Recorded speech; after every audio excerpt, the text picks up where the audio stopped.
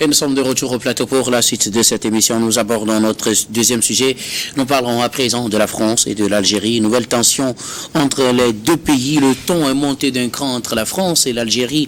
L'Algérie qui a demandé à 12 fonctionnaires français de quitter son territoire. Expulsion donc de 12 fonctionnaires de l'ambassade de France en Algérie. Réaction immédiate du côté de la France. Une nouvelle tension qui naît alors que les deux pays ont annoncé il y a de cela quelques jours normaliser leurs relations, et avec une autre affaire d'arrestation d'Algériens impliqués dans une autre affaire en France. Nous en parlons avec nos invités. Je commence par vous, Louis Kamako. On s'attendait plutôt à ce que les relations se normalisent petit à petit entre l'Algérie et la France, mais de nouvelles affaires éclatent et l'Algérie prend la décision d'expulser 12 Français de son territoire. Oui, ça veut dire tout simplement que les deux pays ne sont pas sortis de l'auberge. Et quand vous allez questionner l'histoire, vous aurez juste constaté que c'est une nouvelle crise. Et ça s'explique par une série d'incidents diplomatiques entre les deux pays. Tout à l'heure, tu évoquais l'enlèvement d'un opposant algérien en France. Et donc tout récemment, cet opposant-là a été arrêté en France, et en Algérie, cela a été perçu comme une violation de l'immunité diplomatique. Et donc, en Algérie, on n'a pas pardonné en fait l'État français, hormis en fait les crises antérieures, ou bien hormis les causes lointaines qui alimentent le conflit entre les deux pays. Et vous avez à côté récemment une crise qui s'est détériorée quand le président français Emmanuel Macron a soutenu publiquement le plan d'autonomie du Sahara occidental.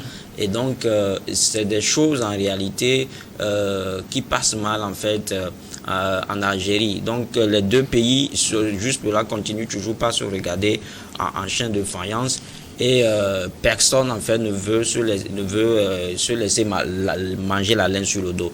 Donc je crois que c'est une situation assez conflictuelle entre les deux pays qui malheureusement continue pas à se détériorer, et qui pour moi va se continuer, parce que quand vous voyez aujourd'hui, comme je l'ai dit, aucun des deux pays en fait ne veut se laisser dominer. Et donc quand c'est comme ça, il y a aussi la diplomatie, il y a aussi l'hégémonie en fait territoriale qui entre en jeu.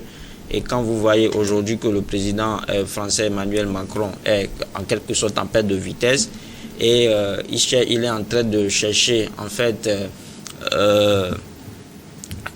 ses marques sur le continent, je crois que laisser l'Algérie justement lui damer la pillon serait pour lui une autre honte.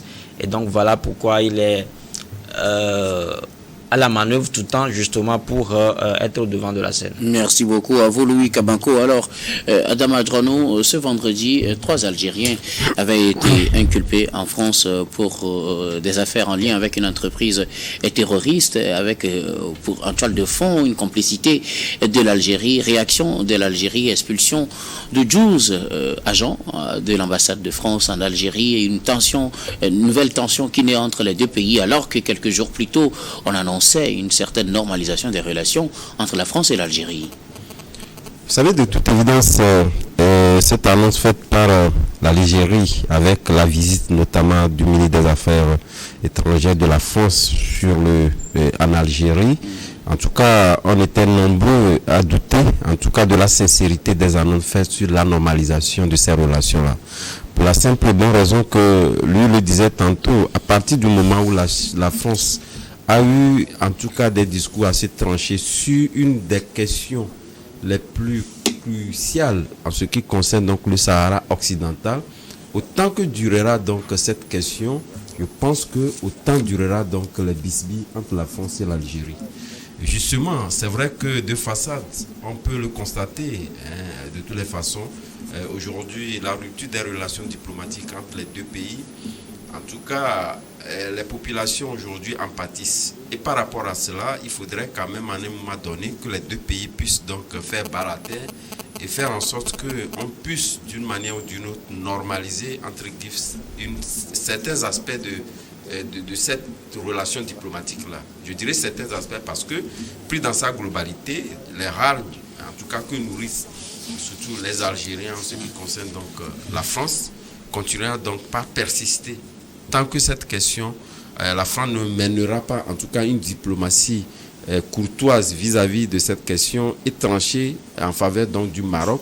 Les Algériens n'ont jamais en tout cas digérer cette approche donc de la France. Alors, ce que je veux comprendre, c'est qu'au-delà de ça, il y a un nouvel épisode avec cette arrestation ou cette mise en examen de ces 3 Algériens vendredi. Est-ce que la réaction de l'Algérie est proportionnelle à ce qui se passe en France avec cette mise en examen d'Algériens et qu'on demande un retour ou qu'on exige en retour le départ de 12 Français sur son sol? Est-ce que quelque part il n'y a pas de déséquilibre entre les événements? Le déséquilibre est naturellement constaté parce que aujourd'hui l'Algérie lui se dit que tant que la France, même si ce que reproche aujourd'hui la France à ceux qui sont arrêtés, serait donc une évidence. Parce que quelque part, on dit, voilà, les gens sont arrêtés sur des motifs donc, liés donc au terrorisme, etc. L'Algérie n'a pas pris soin de pouvoir véritablement fouiner, pour voir en réalité ce dont on accuse ses concitoyens sur le sol français est avéré ou pas.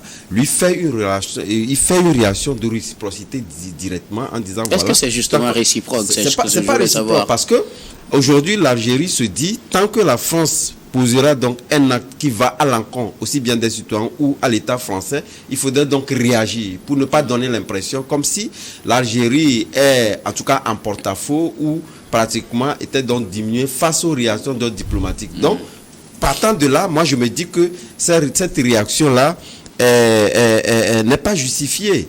Parce que quelque part, est-ce que l'Algérie aujourd'hui est prête donc à pouvoir donc supporter les affres que mèneront donc tous ces citoyens dans le monde entier? C'est pas évident. Or, en réalité, lorsque vous prenez d'autres pays, on pourrait donc voir les Algériens poser les mêmes actes que ce soit dans un pays africain, on n'aura pas la même réaction.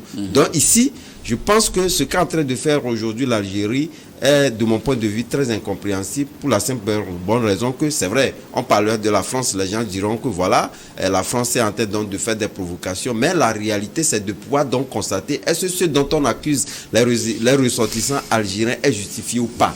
On ne l'a pas fait et on fait donc une réaction ramenant donc les deux pays en arrière. Je le disais tantôt parce que lorsque nous prions, le fait que lorsque nous avons des relations diplomatiques qui sont donc en mauvais état, je pense que c'est la population qui en pâtit. Aujourd'hui, ce sont les Algériens, mais au bas mot également les Français qui vont également, du coup voilà, puisque la France, on attend également la réaction de la France, parce que la France, puisque l'Algérie a agi vis-à-vis donc de la diplomatie, ce qui n'est pas le cas au niveau de la France. Donc je me dis véritablement dans la population qui va toujours payer le lutte tribut en ce qui concerne donc ces bisbilles entre les deux États. Merci beaucoup à vous, Adam Adjranou, Gabin Adjao. 3 ressortissants algériens inculpés dans une affaire en lien avec le terrorisme. L'Algérie réagit. Expulsion de 12 Français sur son sol. Oui. Bizarrement, la France et l'Algérie, hein, c'est une histoire de je t'aime moi non plus. C'est les relations conflictogènes à chaque moment. Et la France et l'Algérie de toute l'histoire ont toujours eu des relations diplomatiques assez inflammables. Ça va en dents de scie, on s'entend aujourd'hui, demain on ne s'entend pas, ça a toujours été la même chose. Après la crise sur la marocanité du Sahara occidental, il y a eu une certaine accalmie. Hein. On a constaté que bon, les relations s'étaient normalisées, surtout après la victoire de Tebboune aux élections. La France a félicité Tebboune et puis il y a eu même une rencontre entre Tebboune et puis Emmanuel Macron. Après, il y a encore eu de l'essence qui a été jetée sur le feu, mais bon, il y a encore eu de l'accalmie. Et puis, le 31 mars, si je ne me trompe pas, il y a eu une discussion entre Emmanuel Macron et puis Tebboune au téléphone, discussion par téléphone, d'où était sorti quand même un communiqué prônant l'apaisement et on s'était dit bon voilà les choses ont commencé par se normaliser, mais après l'Algérie n'a pas digéré le fait que bon il y a eu quand même un rapprochement beaucoup plus avec les visites inopinées de Retailleau au Maroc, ainsi de suite. Actuellement même Retailleau est encore au Maroc. Visite claire, voilà, mais après j'ai constaté quelque chose. Bon, Jean-Noël Barrot, il était en Algérie il y a seulement quelques jours, et puis on a constaté que bon, véritablement les relations s'étaient normalisées. Mais aujourd'hui, c'est ce qu'ils ont annoncé. Voilà. Donc, mais aujourd'hui, c'est l'Algérie en train de réagir de manière disproportionnée, si je peux le dire ainsi, c'est parce qu'il y a quelque chose qui ne va pas. Et diplomatiquement, aujourd'hui, l'Algérie de Tebboune est très différente par rapport à l'Algérie de Abdelaziz Bouteflika. Parce qu'aujourd'hui, quand vous prenez pratiquement, même dans la sous-région, l'Algérie a des problèmes. Et avec les pays de l'AES, avec le Maroc, n'en parlons pas, la crise romalienne, et même avec la Russie, et c'est pas le grand amour. Ça veut dire que diplomatiquement, l'Algérie aujourd'hui peine véritablement à faire asseoir sa diplomatie et à se faire entendre raison. Tous les pays ont des problèmes entre eux, mais c'est la manière de résoudre les problèmes-là qui va faire en sorte que tu peux t'asseoir dans le concert des nations. Mais aujourd'hui, quand on parle de crise, c'est vrai, l'Algérie est en train de dire que non, dans l'affaire de Zizla, de l'influenceur qui a été enlevé, mais par après, cette histoire où on parle de 3 Algériens qui ont été arrêtés, dont un est un agent consulaire. C'est à cause de ça même qu'on est en train d'expulser les diplomates français. Et c'est justement ce que je demandais à Adam. Voilà. Est-ce qu'il n'y a pas une certaine irrégularité ou disproportionnalité entre les cas? Parce que là, c'est pour une affaire de terrorisme. Il faut qu'on expulse maintenant 12 agents consulaires dans l'autre pays. Est-ce que vraiment ça tient le coup? Je pense que l'Algérie est allée beaucoup plus vite en besogne, et aller trop vite en besogne aussi, et surtout en expulsant 12 agents diplomatiques.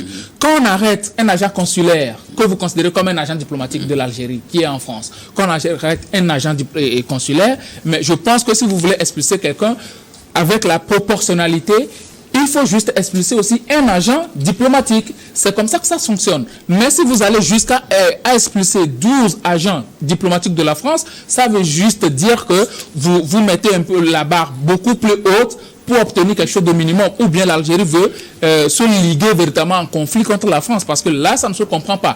Et encore que ce qu'on reproche à ce consulaire, l'Algérie dit que l'agent consulaire s'était retrouvé au mauvais endroit, au mauvais moment, à l'endroit même où le crime a été commis. Ça veut dire que de près ou de loin, cet agent-là a été impliqué. Alors, il faut attendre que la justice française fasse son travail. L'Algérie peut déléguer quand même des avocats et autres là pour défendre son agent consulaire.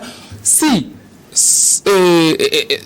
comment on dit, son innocence est prouvée, alors là, il sera relaxé. Parce que ce qu'on lui reproche, c'est assez grave, des faits de terrorisme.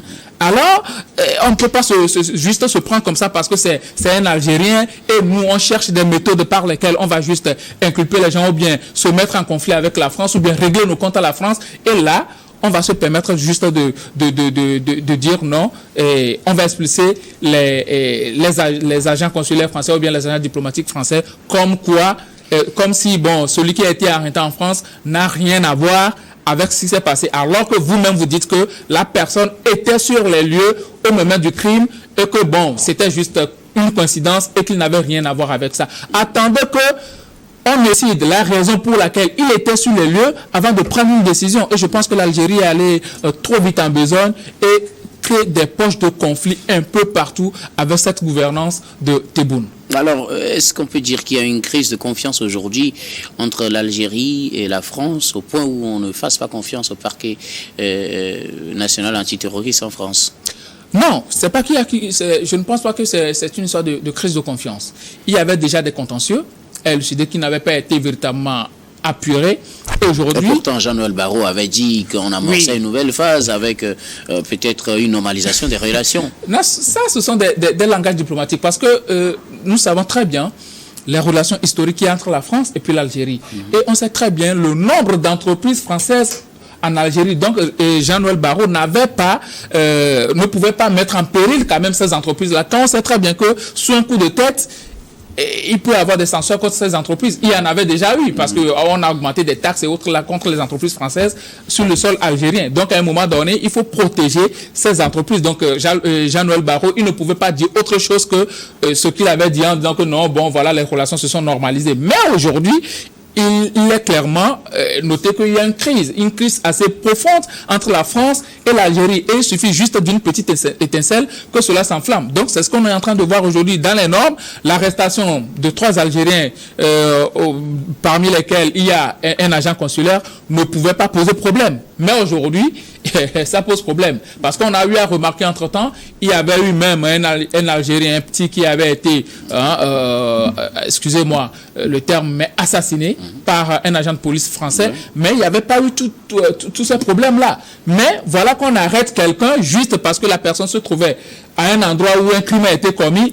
Alors, on met tout en branle pour chasser les agents diplomatiques français, pour créer des crises un peu partout. Ça veut dire que les problèmes sont assez profonds et l'appurement va être très difficile. Alors, Louis Kamako, je reviens à vous. Ces 3 personnes qui ont été mises en examen sont accusées d'enlèvement, d'arrestation, enlèvement, séquestration ou détention arbitraire suivie de libération avant le 7e jour en relation avec une entreprise terroriste. Ça, c'est les accusations formulées par le parquet national antiterroriste français. Pourquoi, au niveau de l'Algérie, on ne tente pas de régler le problème au plan judiciaire et on l'aborde plutôt au plan diplomatique, selon vous? Oui, parce que cette crise, parce que la crise qui prévaut entre l'Algérie et la France a été toujours diplomatique. Et on l'a dit tout au long de cette émission. C'est ça qui s'est transféré sur le terrain judiciaire? Justement, c'est-à-dire que ça, là, cette mise en examen, ça, c'est ce qui se passe là, ce n'est qu'en Libye, parce qu'il y a des contentieux, on l'a dit, qui n'ont jamais été vidés. C'est-à-dire que quand vous voyez que depuis longtemps, la France a toujours accusé, en fait, l'Algérie de vouloir reprendre ses ressortissants. Alors qu'en Algérie, on considère qu'il y a un harcèlement qui ne dit pas son nom de la part de la France. Et ce qu'il faut également noter, c'est-à-dire que le nœud du problème pour moi, c'est dire que c'est la montée au pouvoir de la droite et de l'extrême droite qui est incarnée aujourd'hui par un ministre comme en fait le Routello. C'est-à-dire que quand vous voyez son discours, ce ministre alimente une rhétorique sur l'immigration dure. C'est ce qui irrite vraiment en Algérie. Ça veut dire qu'il n'est plus facile pour les Algériens, justement, de migrer en France. Alors, donc, au-delà du discours, est-ce que ce qu'on reproche, on a cherché à comprendre réellement ce qu'on reproche et le traiter au plan judiciaire? C'est en fait ça ma préoccupation. Pourquoi répondre à une question judiciaire, pas une action diplomatique? C'est justement parce que je dis que c'est un conflit diplomatique, comme je l'ai dit. Là, je risque de me répéter. Ce dossier-là n'a rien de juridique, en fait. Ça n'a rien de juridictionnel. C'est un dossier diplomatique parce que les 2 pays ne se sont jamais attendus pendant longtemps. Et pourtant, on nous annonçait il y a de cela quelques jours une certaine normalisation des relations. Oui, il y a eu une certaine normalisation. C'est-à-dire que quand il s'agit pour la France de s'attendre avec l'Algérie pour faire, entre guillemets, en fait, pour jouer le rôle de troupe faite dans la sous-région, ils sont prêts. Je veux justement faire mention à ce qui se passe actuellement entre l'Algérie et le Mali.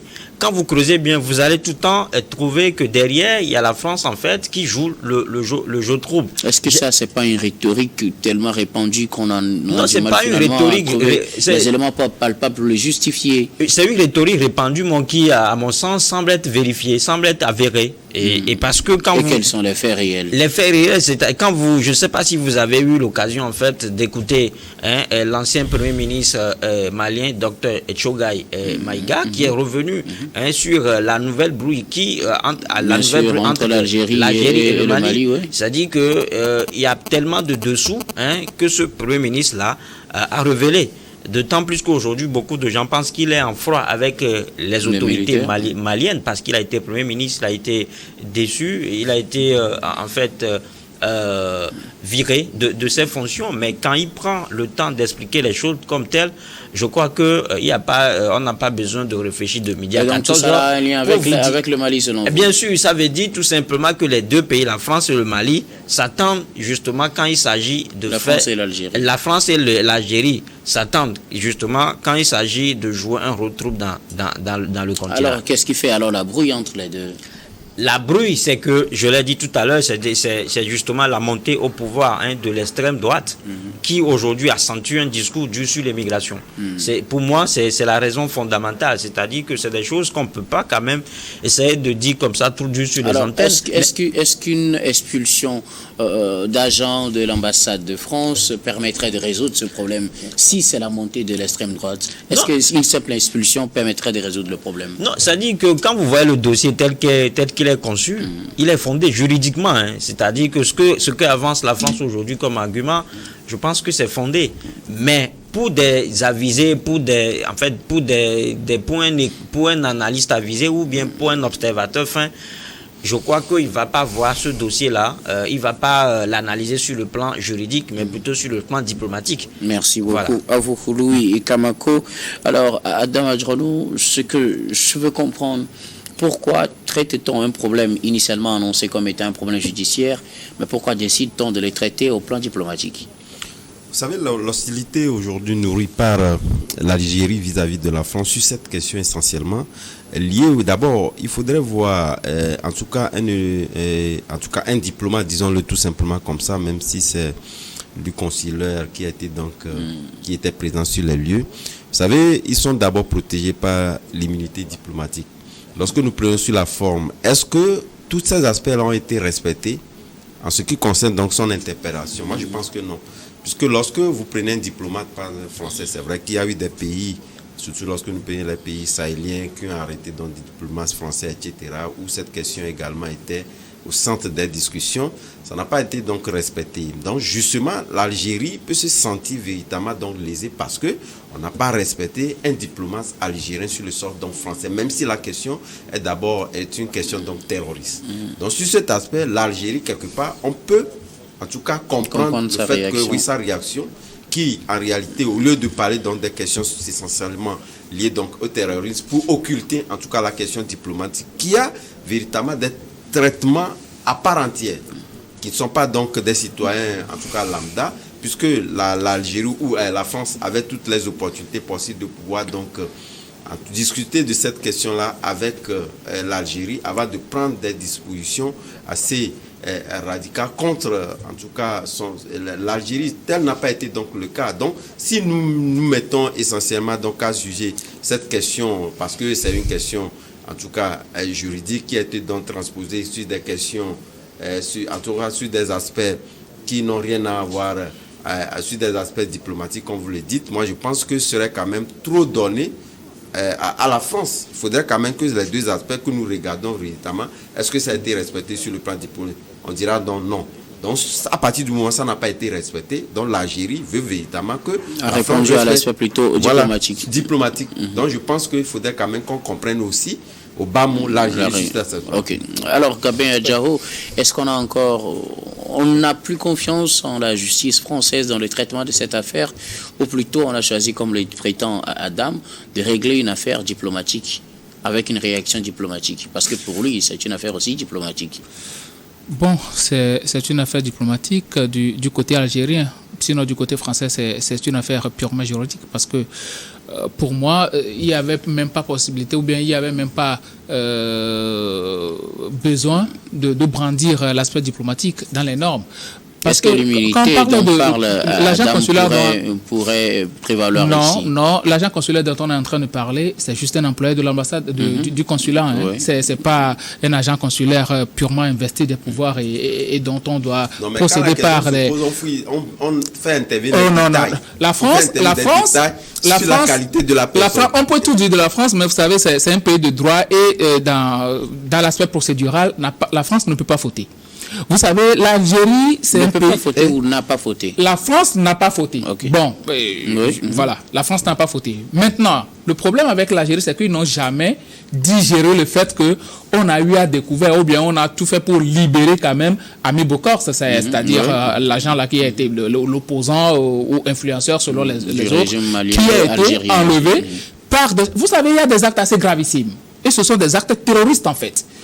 Des gens qui se sont déguisés en policiers français, qui ont enlevé quelqu'un avec pour intention de l'éliminer, parce que si on l'envoie en Algérie, il risque jusqu'à la peine de mort. Vous voyez un peu. Mais c'est après que les agents français se sont rendus compte que véritablement, ça, c'est un enlèvement.